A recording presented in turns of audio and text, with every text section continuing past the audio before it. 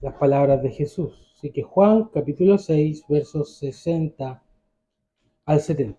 Vamos a leer la palabra de Dios. Al oírlas, muchos de sus discípulos dijeron: dura es esta palabra, ¿quién la puede oír? Sabiendo Jesús en sí mismo que sus discípulos murmuraban de esto, les dijo: ¿esto os ofende?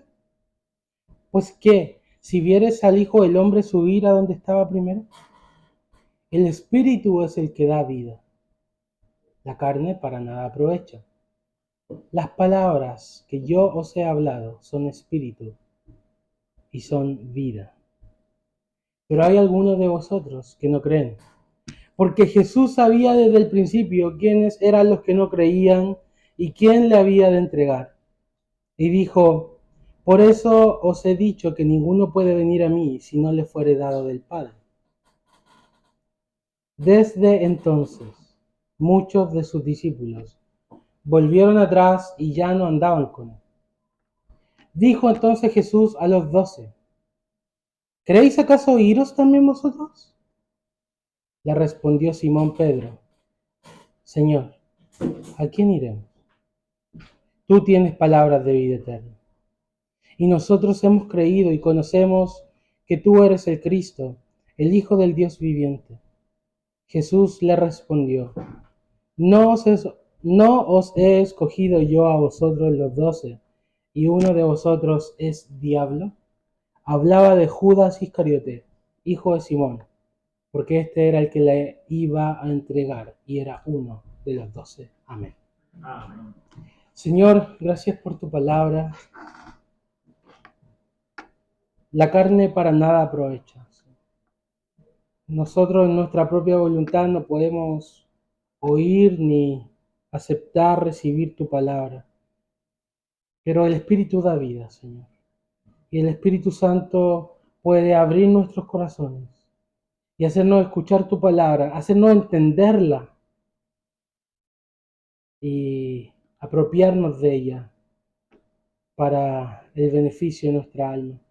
Así que te pedimos que tú obres, Señor, en esta hora, en esta exposición, para que tu nombre sea glorificado, Señor, y para que mucha vida venga a esta congregación. En el nombre de Jesús oramos. Amén. ¿Conocen el término esclerosis múltiple o esclerosis? Bueno, esclerosis es una enfermedad que fue primero diagnosticada por observaciones médicas en el siglo XIX, nuestro siglo atrás. Y los anatomistas que veían a estas personas que habían fenecido se dieron cuenta cuando empezaron a estudiar su sistema nervioso central, el cerebro, la médula espinal, que tenían regiones más duras que otras. Se daban cuenta de que tenían regiones más rígidas que los tejidos de alrededor, que era era la excepción, ¿cierto? Porque lo normal era que los tejidos estuvieran blandos. Pero ellos observaron que había ciertas áreas rígidas. Y por eso le llamaron esclerosis, porque esclero viene del griego y significa duro, significa rígido. Aparte de la esclerosis, hay distintos tipos. La múltiple es uno de los más terribles, digamos. Existe otra esclerosis, obviamente este no es un término médico, sino más bien espiritual, que le he denominado esclerosis espiritual. Es la dureza del alma, la dureza del corazón. Y nosotros vemos en este texto, particularmente en la primera sección, de los versos 60 al 66, esta esclerosis espiritual, esta dureza del alma de los mismos discípulos de Jesús contra el mensaje de Jesús. Ellos no fueron ablandados por las palabras de Jesús, fueron aún más endurecidos. Y vemos ahí en el versículo 66 que todas las miles de personas que cruzaron el mar siguiendo a Jesús, que hemos visto, ¿cierto? Que han escuchado este discurso del pan de vida, al final todos se van. Pero no todo es color negro, digamos, porque hay también en la segunda sección, versos 67 al 71, unos que se quedan. Son poquitos, pero se quedan con Jesús.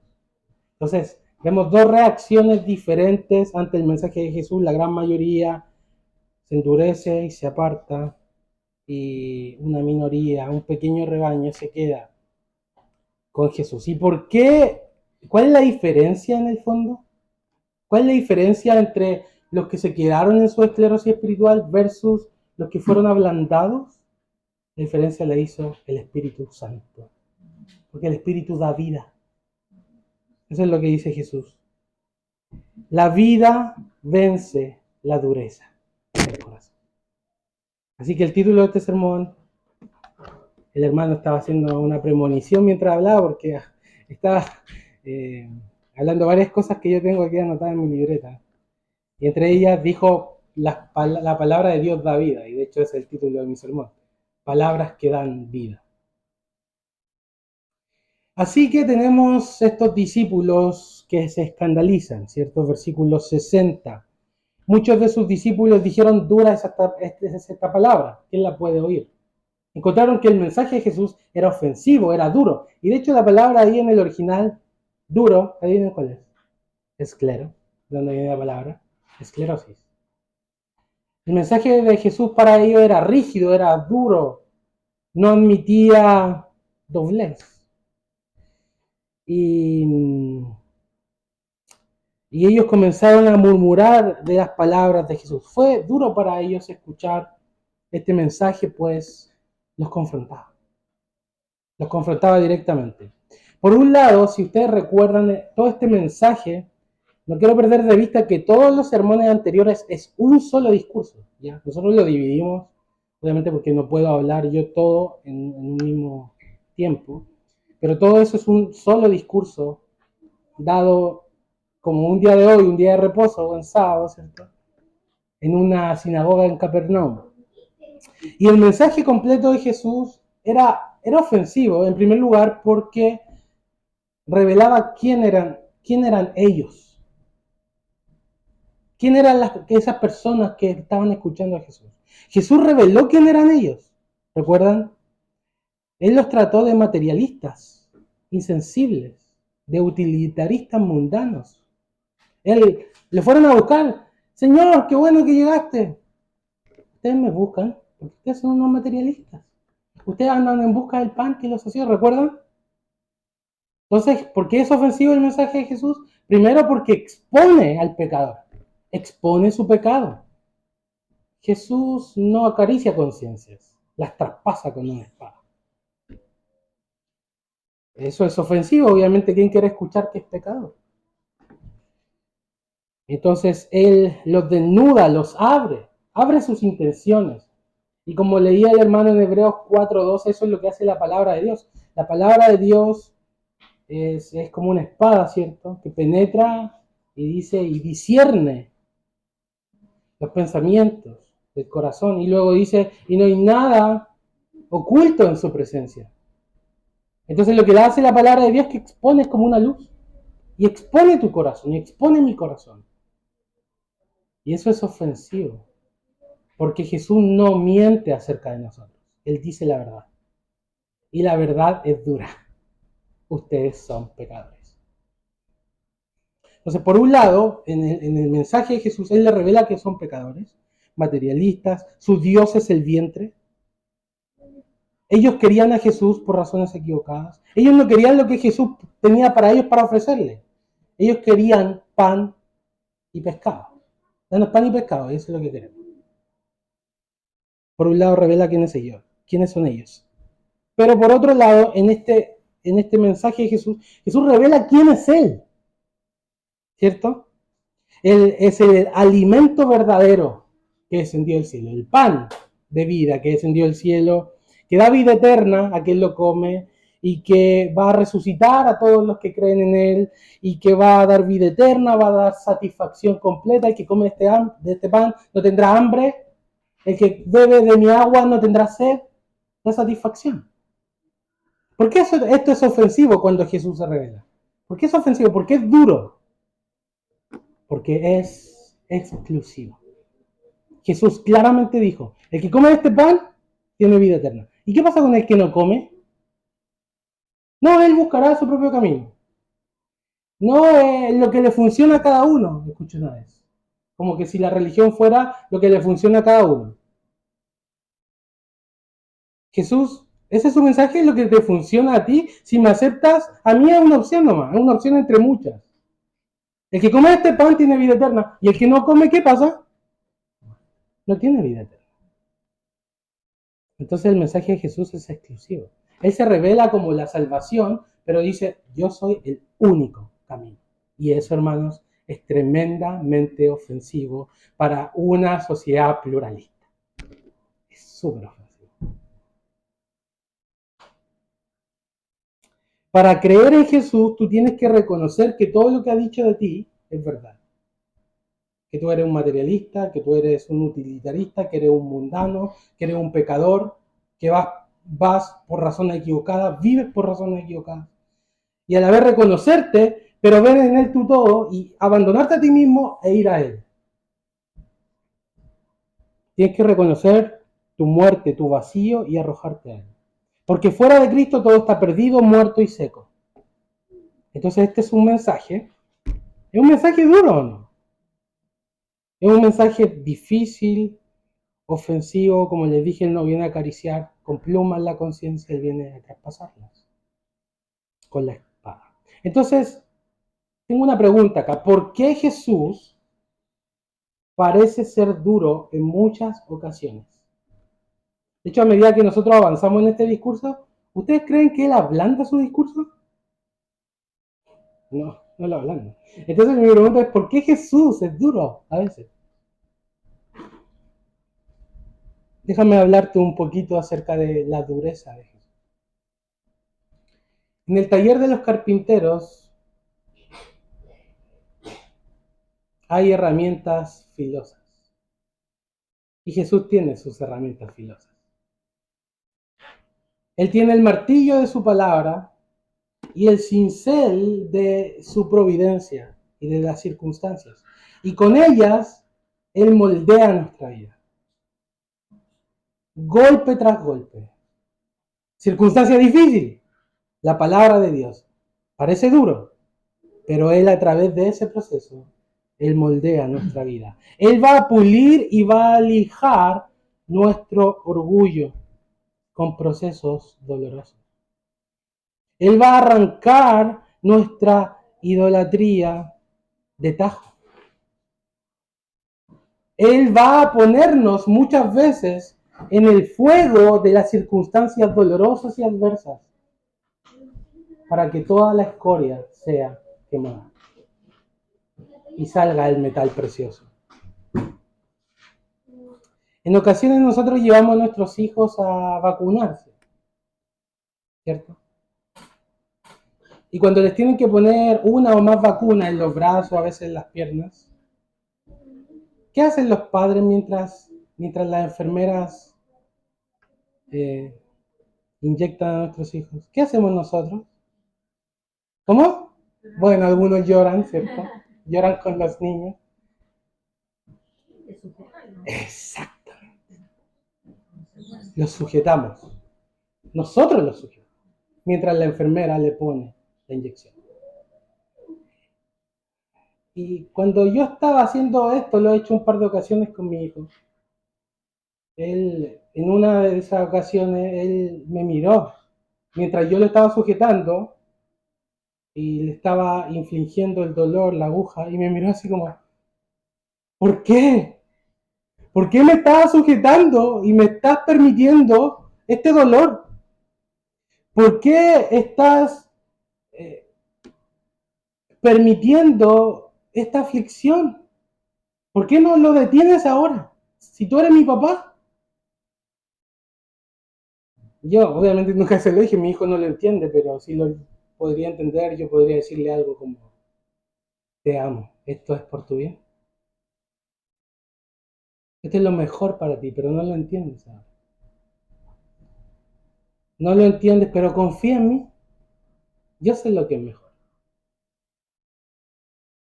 Y cuando el dolor envuelve tu corazón, cuando las aflicciones crecen en tu vida, cuando las tristezas parecen estar por todos lados y Dios parece sujetarte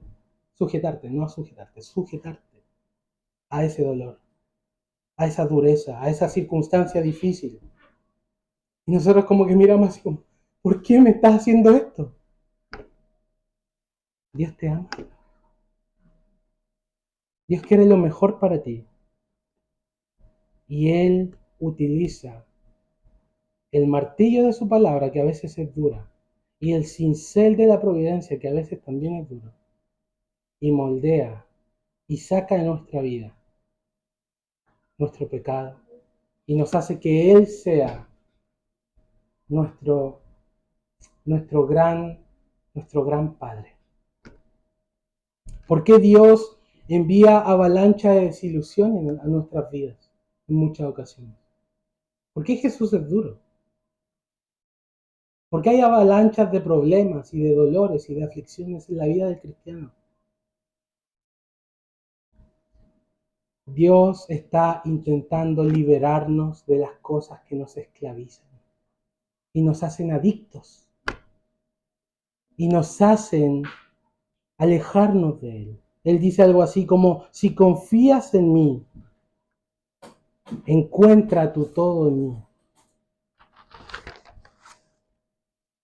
Solo cuando tocas fondo, cuando todo se derrumba, cuando tus planes se desbaratan, es cuando finalmente estás abierto para aprender cómo depender completamente de Dios. Los misterios de la gracia se encuentran en el fondo, en el dolor, en el fuego. Jesús va a hacer todo lo que necesites cuando Él sea lo único que tengas. Muchas veces Jesús nos lleva al desierto y nos quita muchas cosas, pero para hacernos depender solo de Él.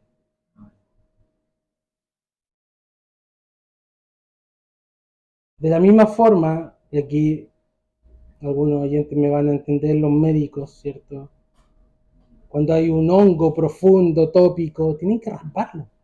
Y es doloroso a veces. A veces tienen que aplicarle nitrógeno a menos 80 grados Celsius. Y es un proceso, no es suave. No es suave. Pero ¿qué es más amoroso, hermanos? ¿Qué es más amoroso? ¿Aplicar el procedimiento directo, duro, para desarraigar el hongo o dejar que se extienda?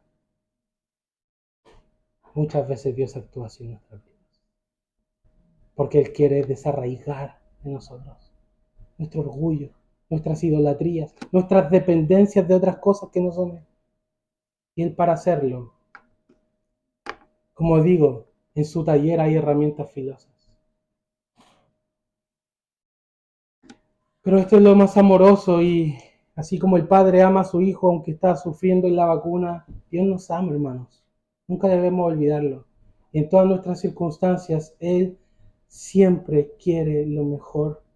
Y Él siempre, y lo mejor, ¿saben qué es lo mejor? Lo mejor es conocerlo a Él, estar cerca de Él. Y Él hará todo para que eso ocurra. Porque Él no te dejará ir de su mano. Entonces, si en tu vida han habido procesos duros, si estás en el taller del maestro, en la consulta del médico, sabe que Él te ama y está trabajando en ti para librarte y que tú encuentres tu todo en Él. Entonces Jesús muchas veces es duro en su palabra, en su mensaje y también en las circunstancias que permite en su vida, en nuestras vidas. La segunda cosa que ocurre en el pasaje es que nos informa que Jesús conoce todo. Versículo 61. Sabiendo Jesús en sí mismo que sus discípulos murmuraban de esto. ¿Cómo Él sabe que murmura? Si murmurar es hablar en voz baja.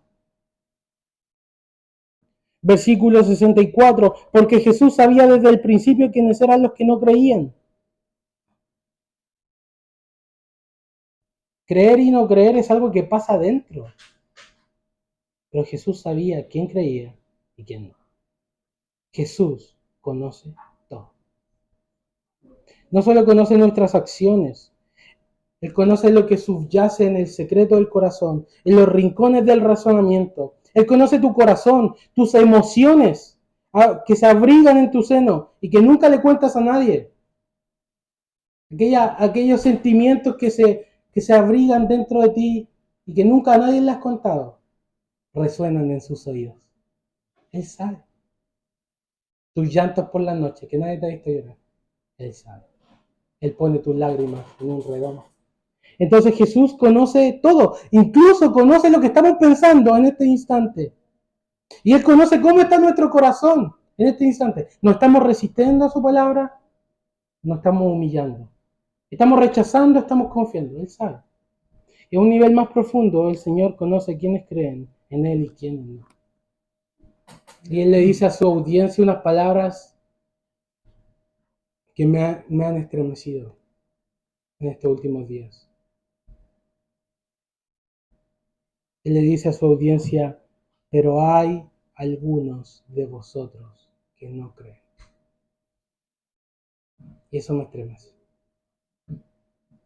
Porque lo que yo más quiero es que ustedes crean. Pero el Señor dice, hay algunos entre vosotros que no creen. Hay algunos entre vosotros con esclerosis espiritual. Hay algunos de vosotros que están murmurando, que me están rechazando, que se están volviendo a otras partes y no a mí. Pero hay otros que vienen, hay otros que creen, como vamos a ver en la segunda sección. Hay otros que dicen, ¿a quién más voy a ir? Pero ¿por qué ellos vienen? ¿Vienen porque tomaron la decisión de su vida? ¿Vieron porque eran más inteligentes que los demás? ¿Eran más clever? ¿Captaron más? ¿Por qué vienen? ¿Por qué Pedro no viene? ¿Por qué Pedro viene y Judas no? ¿Por qué tú vienes y tus familiares no? Porque el Espíritu da vida. Porque Dios es el que da vida. Eso es lo que explica Jesús en el 65. Por eso os he dicho que ninguno puede venir a mí si no le fuere dado del Padre. El Padre intervino, el Padre dio vida, el Padre dio fe, como daba gracias la hermana Katia en la oración de gratitud. El Padre abrió mi corazón. Y esa es la razón fundamental por la cual nosotros creemos. Dios intervino. El Padre intervino. Eso, conversamos de eso el sermón anterior harto, así que no voy a irme mucho por aquí. Pero esto es un motivo para dar gracias a Dios, porque Él nos dio vida cuando estábamos muertos en nuestros delitos y pecados. Porque ninguno puede venir a mí, dice Jesús, si el Padre que me envió no le trajere con cuerdas de amor. Él nos trajo, Él nos dio vida. Entonces, una obra de Dios, y como es una obra de Dios, nosotros debemos alabar a Dios, agradecerle a Dios. Jehová me salvó. La conversión de nuestra vida es obra de Dios, no de nosotros, no de nuestro libre albedrío, no de nuestra inteligencia, no. La carne para nada aprovecha, dice Jesús. La carne para nada aprovecha. En nosotros no hay nada para venir a Jesús. Es Él el que lo hizo. Esto me introduce al punto central de este pasaje que se encuentra justo en la mitad de ambas secciones. Recuerden, la sección de los que rechazan a Jesús, la sección de los que aceptan a Jesús. Y en el centro de la primera, como en el centro de la segunda, está el centro de lo que Juan nos quiere comunicar. Esta es la parte central del mensaje de Juan para nosotros hoy día. Y tiene que ver con las palabras que dan vida de Jesús. Las palabras escandalizan a la mayoría de los discípulos. Jesús sabe que están murmurando acerca de sus palabras. Y Él les contesta, versículo 61 en adelante, ¿esto os ofende? Pues que si vierais al Hijo del Hombre subir a donde estaba primero. Recuerdan que una de las murmuraciones eran, este dijo que descendió del cielo, pero nosotros conocemos a su papá y su mamá. Y Jesús les dice, yo dije que descendía del cielo, pero ¿y qué si me vieran subir de nuevo a donde yo estaba? ¿También se escandalizaría? ¿Quién puede creer, hermanos, que Jesús descendió del cielo? Que ese bebé que está en ese pesebre lleno de animales, porque no había, nació como un pobre en un establo, que ese bebé es Dios encarnado. ¿Quién puede creer que Jesús descendió del cielo? ¿Quién puede creer que Jesús, el Hijo de Dios, murió en lugar de pecadores escleróticos, duros? ¿Quién puede creer que ese Jesús resucitó al tercer día y se levantó con poder y ascendió al cielo y se sentó a la diestra de Dios? Un hombre de carne y hueso que es Dios está en el cielo. ¿Quién puede creer eso? Bueno, estos discípulos claramente no creían eso. Estaban murmurando de sus palabras. E inmediatamente Jesús dice, versículo 63, este es el centro de todo, el Espíritu es el que da vida. Las palabras que yo os he hablado son espíritu y son vida. Solo el Espíritu Santo, obrando en nuestro corazón, nos puede llevar a creer en Jesús. Solo el Espíritu da vida. El Espíritu vence la dureza del corazón. El Espíritu da vida y toda la corteza dura brota la vida en nosotros.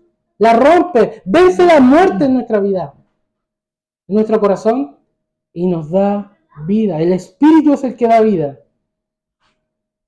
Así como un muerto, este ejemplo lo he usado otras veces, un muerto, si tú le dices, anda Jesús, ¿qué va a hacer el muerto? Está muerto.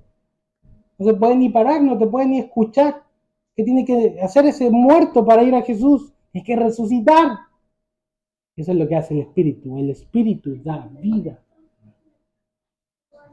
La carne para nada aprovecha, y esas son declaraciones antitéticas.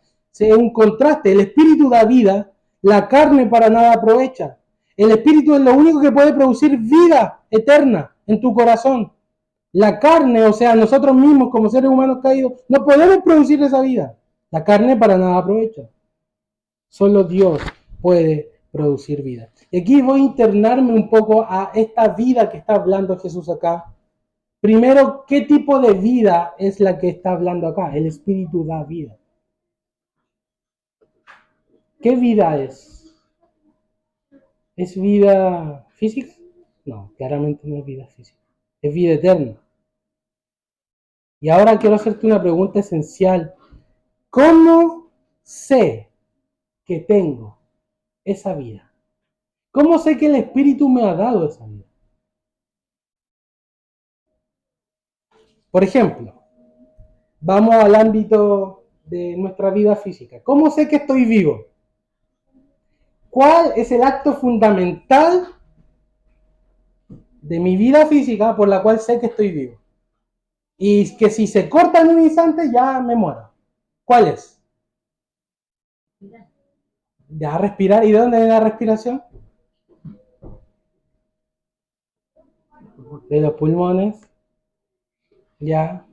Yo no conozco la verdad, pero bueno, bombea sangre el corazón, ¿no? Y por eso podemos respirar. Y si dejamos de respirar, el corazón se para, ¿o no? Ok. Entonces el órgano fundamental de nuestra vida física es el corazón. Si el corazón se para, nos morimos. Si el corazón late, todos estamos vivos acá porque nuestro corazón actualmente, involuntariamente, está latiendo, está bombeando sangre. Ok. Entonces, si el corazón en nuestra vida física, en este ejemplo, es lo que es el acto fundamental o el órgano fundamental de nuestra vida física, ¿cuál es el órgano fundamental de nuestra vida espiritual? ¿Qué es lo que bombea vida eterna en nosotros? Por la cual sé que estoy vivo y que no estoy muerto. La acción fundamental en la vida física es el corazón bombeando. La acción fundamental en la vida espiritual es la fe. Creer. Creer en Jesús. Voy a explicar eso de inmediato. La acción fundamental de nuestra vida espiritual no es venir a la iglesia. Judas iba a la iglesia. ¿Judas tenía vida? La acción fundamental de nuestra vida espiritual no es escuchar predicación. Ustedes están escuchando a un miserable pecador del siglo XXI. Judas escuchó al rey de los predicadores. Jesús de Nazaret durante 3 años tenía vida espiritual Judas. Escuchar predicaciones no es tener vida. Que tu familia sea religiosa no es tener vida. Que creas en la existencia de Dios no es tener vida. ¿Judas creía en la existencia de Dios o era un ateo? Él creía en Dios. ¿Los demonios creen en Dios o son ateos? Los demonios creen en Dios. ¿Tienen vida espiritual los demonios?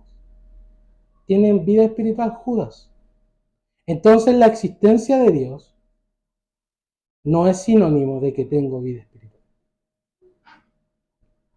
Las manifestaciones espirituales son sinónimos de que tengo vida espiritual. Judas hizo muchos milagros. Judas ponía las manos y la gente se sanaba. Porque autoridad, Jesús lo invistió de autoridad y lo envió a predicar. Judas predicaba y sanaba y echaba fuera demonios. ¿Son los dones espirituales evidencia de que tengo vida espiritual? No. Judas lo hacía. Entonces, ¿cuál es la acción fundamental de nuestra vida espiritual? Por la cual sabemos que tenemos vida. La fe, lo voy a repetir, es creer en Jesús. Pero no es creer en la existencia, tengo que ser muy preciso acá. No es creer en que Jesús existió. No es creer que Jesús murió históricamente. Creer en Cristo es ser informado en mi mente por el Evangelio de Salvación. Cristo vino a este mundo, murió por los pecadores, pero no solo ser informado en mi mente, es asentir con mi corazón a esa verdad y es apropiarme con mi voluntad de esa verdad. En otras palabras, creer en Jesús es decir, tú eres mío. Creo en ti, te abrazo. Tú eres mi Salvador, tú eres mi Señor. Yo soy tuyo, yo soy tuya, tú eres mío. Si confesaras con tu boca que Jesús es el Señor y creyeras en tu corazón que Dios le levantó de los muertos, serás salvo. Creer en Jesús es recibirlo como tu Salvador personal, no el Salvador de tu mamá, ni el de tu papá, ni el de una iglesia. Personal, tú y Él. Y decir, tú eres mío, yo soy tuyo. Esa acción que se da en nuestra mente, en nuestro afecto y nuestra voluntad, la fe verdadera tiene estos 3 elementos. Es el corazón de la vida espiritual. Así sé que tengo vida. Si estoy creyendo en Jesús. Y el pasaje nos da un ejemplo claro de fe y por tanto de vida espiritual. Y es lo que pasa con Pedro. No quiero que se pierdan acá porque este, de nuevo, es el mensaje central de este sermón. La mayoría de la gente se va. Y Jesús se dirige a sus apóstoles, a los 12, y les dice, tengo que ablandar mi discurso porque se me está yendo toda la gente.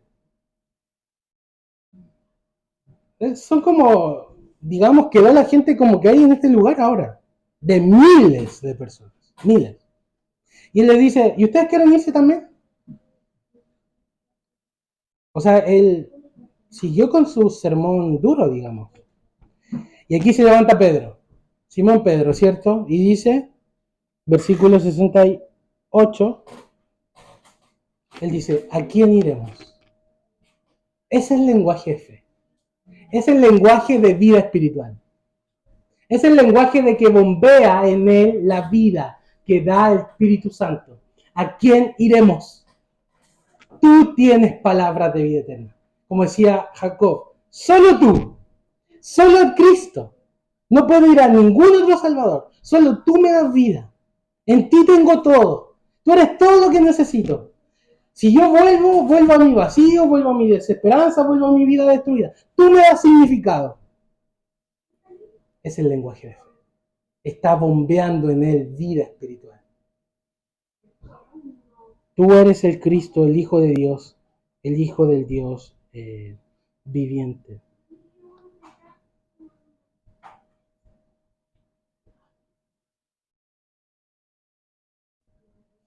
No podemos, hermanos, volver a nuestro vacío. No podemos volver a nuestra vida anterior. Aquel que tiene vida espiritual no puede volver. Porque sabe que en Jesús ha encontrado su todo y ha sido restaurado. El espíritu de vida en Cristo Jesús, dice Pablo, me ha librado de la ley del pecado y de la muerte. Él me ha dado vida cuando estaba muerto. Y Dios llama las cosas que no son como si fuesen. ¿A quién más vamos a ir? Y Jesús hace esto mismo ahora. La mayoría de tus familiares probablemente no son cristianos. La mayoría de tus amigos.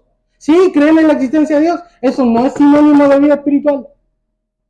Tener vida espiritual es abrazar a Jesús.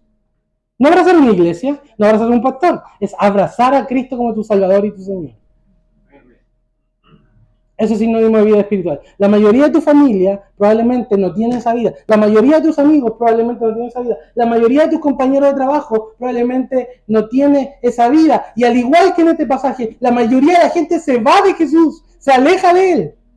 Y Él se dirige ahora directamente a ti. Y tú te vas a ir también. ¿Qué vas a responder?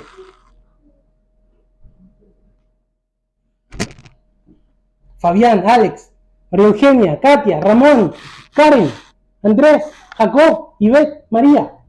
Te vas a ir tú también. El lenguaje de la fe es: ¿a quién iremos? ¿A quién voy a ir? ¿A dónde voy a volver? Si tú me das significado. Tú restauraste mi vida. En ti encuentro el amor que andaba buscando. Solo tú tienes palabras de vida, palabras que dan vida. Ahora, aquí hay dos cosas. Primero, que Él dijo que el Espíritu da vida. Y lo segundo es que las palabras que Él habla son espíritu y vida. Y es lo mismo que dice Pedro. Las palabras que tú tienes son vida eterna. Entonces, la palabra de Dios tiene vida, pero eso solamente se lleva a cabo cuando el Espíritu trabaja en medio de la palabra. Son dos cosas que van combinadas. La palabra de Dios va combinada con el Espíritu de Dios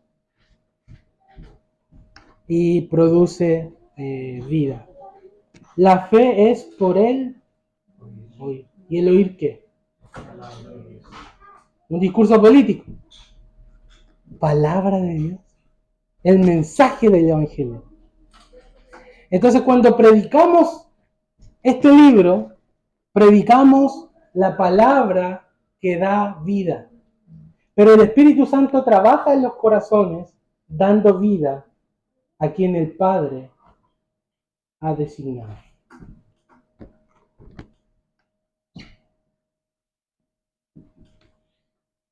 ¿Qué venimos a buscar a la iglesia?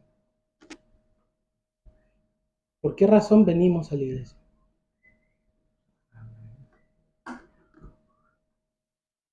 Esto quiero que se lo graben, hermanos, y nunca se lo olvide. Venimos a la iglesia a buscar palabra de vida. Venimos a la iglesia a buscar vida. Y la vida no se encuentra ni en las multitudes, ni en la popularidad, ni en asientos más cómodos, ni en un lugar más cálido y grande. La vida se encuentra donde la palabra de Dios es predicada. Ahí se encuentra la vida. Y ahí es donde el Espíritu trabaja, dando vida. ¿Por qué la palabra de Dios da vida? Porque la palabra de Dios revela a Jesucristo. Y nosotros venimos a conocer más a Jesús. En todo este discurso, Jesús se ha revelado como el pan de vida. Pero hermanos, eso es un prisma de Jesús. Es un área. Hay miles de prismas en Jesús para verlo de distintos ángulos. Él es tan hermoso que ni siquiera que Él diga soy el pan de vida, encierra todo lo que Él es. Hemos estado 6 sermones hablando de Jesús como el pan de vida. Probablemente cerca de 6 horas. Y hermanos, no hemos llegado ni al borde del manto de la gloria de Jesucristo. Es tan amplio, tan bello, tan vasto, que ni siquiera en la eternidad vamos a llegar a contemplar toda la belleza de Dios. Vamos a seguir conociéndolo. Por todos los siglos. Nunca vamos a llegar a comprender totalmente quién es Dios. Eso es lo que nosotros venimos a buscar. ¿A quién iremos? Solo tú tienes palabras de vida. Venimos a buscar vida. Venimos a buscar a Cristo. Venimos a conocer a Jesús. Lo conocimos ya desde un lado. Él dijo el pan de vida. Pero hay miles de otras cosas, hermanos. Hay miles. Y estamos solo en un libro. Hay 66 libros. No llevamos ni 4 páginas, llevamos como 5 meses. Miren. ¿Se dan cuenta de lo que les estoy diciendo? Hay tanto para conocer. Hay tanta palabra de vida. Hay tanta gloria en Cristo. Eso es lo que nosotros venimos a buscar a la iglesia. Y finalmente,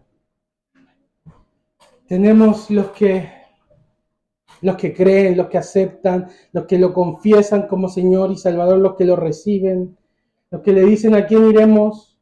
Tú eres el Cristo, tú eres mi Salvador, tú eres mi Señor, tú eres mi pan, tú das completa satisfacción a todo lo que yo soy. Pero también, hermanos, están los que se van. Y esto es una realidad que no podemos ignorar. Están los que murmuran, no creen y se alejan. Y también están los que creen y confiesan y se quedan con Jesús. Están los que se quedan con Jesús. No los que se quedan con una iglesia, no los que se quedan con un hombre, los que se quedan con Jesús. Y están los que se van. Están los Pedros y están los Judas. ¿Cuál eres tú? ¿Cuál eres tú?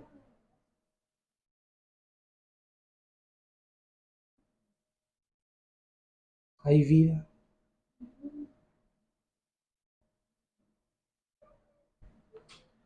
Mi deseo, hermanos, es que no haya Judas entre nosotros. ¿Usted cree que yo predico para condenar gente?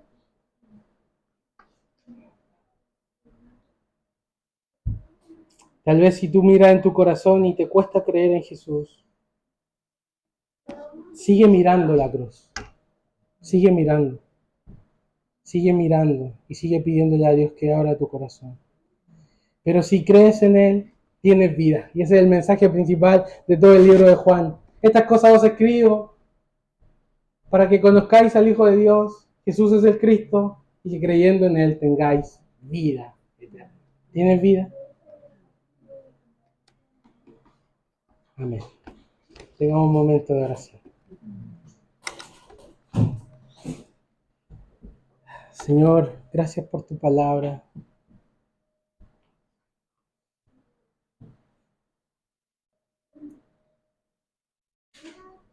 Tu palabra es indomable. Ninguno de nosotros te puede coercionar. Ninguno de nosotros la puede tergiversar y sacar las cosas que no nos gustan. A veces tu mensaje es duro. A veces tu cincel es duro en nosotros. Pero sabemos que todo lo haces porque nos amas. Gracias porque esta palabra, la palabra pura y fiel, verdadera, original, tuya, es la que produce vida. Yo oro, Señor, por nosotros, por mí primero, por mi familia y por mis hermanos, para que no haya en nosotros ningún corazón malo de incredulidad para apartarse del Dios vivo. Para que alguien se aparte de ti, como estas miles de personas, no les gustó tu mensaje y se fueron. Y tú te diriges directamente a nosotros y nos preguntas si nos queremos ir también. Ayúdanos a responder con fe ante esta confrontación y ante este amor medicinal que a veces viene en una jeringa. Gracias por tu palabra, Señor. Son bellas palabras de vida. Ayúdanos a conocerte cada día más y a buscarte cada día más. Por Jesús oramos. Amén.